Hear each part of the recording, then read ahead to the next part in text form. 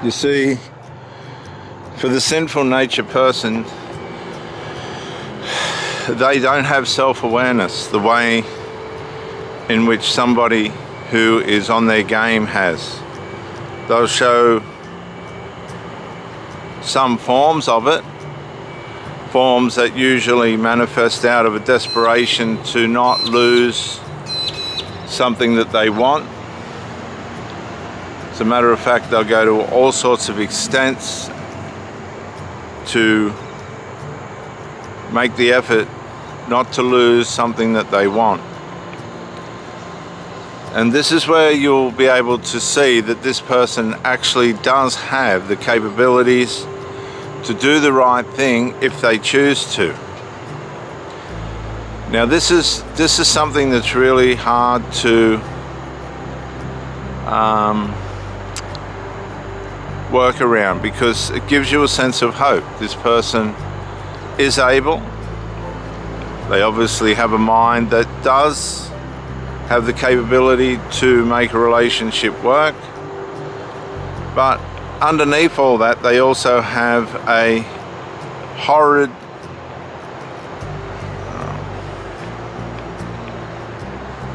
bend towards the part of them that ruins things that are valuable in life for them. So they might acquire a wonderful relationship with somebody that's willing to work with them, sexually, emotionally, spiritually, physically, intellectually, financially, and the other person's doing all they can to make this relationship healthy and happy. As a matter of fact, they'll even go as far as carrying the narcissist or the sinful natured person, the person that's trying to run their life on being led by their lusts of deceit, their desires that take them away from the direction that they should be moving in, at the expense of their partner, of course, and themselves and other family members. And they'll push and push until your tolerance is worn out. And might I say, a lot of this is passive aggressive. You're not going to see vicious, horrible behavior. Come on, mate. You're not going to see vicious, horrible behavior, or behavior that can be easily justified as being destructive. What it's going to do is work in the spiritual realm. It's going to challenge values that work, morals and integrities that work in the unseen realm that you value. It's going to challenge those, because these people have a way of pushing boundaries to measure what their value is in your life. They'll push and push and push, and they'll even push you over the edge. I've had this happen so many times now, it's not funny. This is just how the narcissistic, carnal-natured person works. They get pleasure out of pushing people to their limits, and they'll do it. As you have tried by your loyalty and faithfulness to try harder, you thought trying harder would help this person to play a proper part in the relationship, only to find out that no, they're not going to do that. You have so many alarm bells going off inside your mind that you are starting to panic, because your psychological welfare is starting to deteriorate to such an extent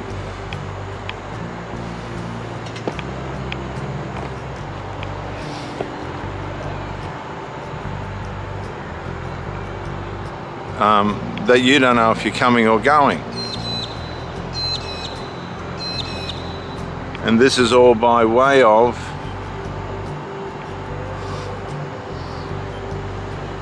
this person that you've ended up with showing their true colors.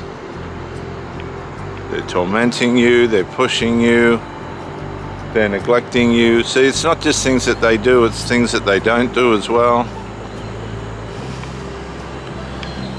that causes trouble and problems.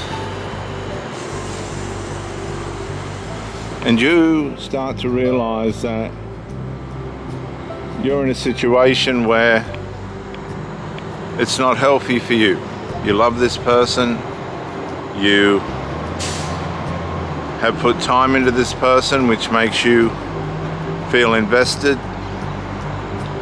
It also is challenging who you are and how good you go at relationships. And this person might have possibly told you at the start that they're unworthy, they're no good,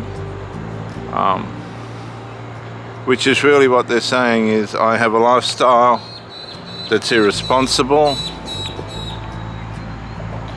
and I will stick by that rather than do the right thing. That's what all that unworthy rubbish is about. It's not about self-worth or anything, because if you take notice, they have self-worth. They have self-worth in the wrong arenas of life. They have self-worth in their addictions, they have self-worth in their dysfunctions, enmeshments and other things that will bring them undone in a relationship. You see, they're not forming their life to be capable of a healthy relationship. The way in which they live and the values they've constructed will not align with what a healthy relationship requires. So they prey on people that will live in a tormented state. And this goes with exactly what the Bible says about the tormentors. How demons and things are tormentors. And this is how you can tell if somebody's demonized or not. Because they'll torment you. They're working under the influence of their father, the father of lies, the devil. Jesus said, you'll know a tree by their fruit. But even though for many of us, while we're seeing this, we're seeing all this happen and take place, we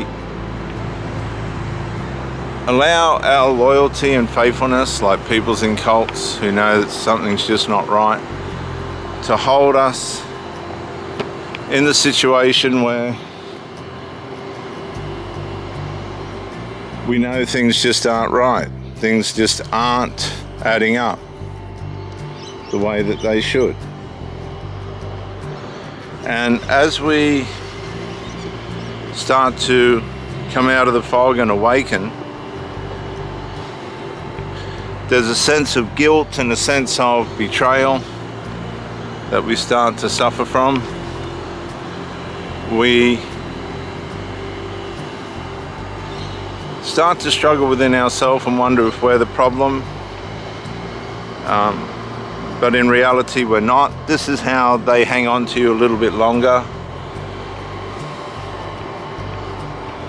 And as you start to realize that there's more going on here than what you're used to or have ever been aware of, you start to realize that you're dealing with somebody that's cunning, clever, and going to go through with trying to destroy you on a psychological level, which has then got the possibility of destroying you on a physical level by way of disorder within yourself. And as you realize this, you start to seek out answers that you know you're not going to get from the person that you're in love with. You know that this is a much more serious problem than what you realized at the start. You start to understand that you have to detach from this person according to their unwillingness to resolve. And ultimately, this detached method will bring you out of the fog, enable you to see through the manipulation and control of this person that you're with, remove them from your life, and be able to allow you to move on with your life in a way in which you're not going to be tormented by these people that just do not have an awareness that's strong enough to help them build a happy, healthy relationship.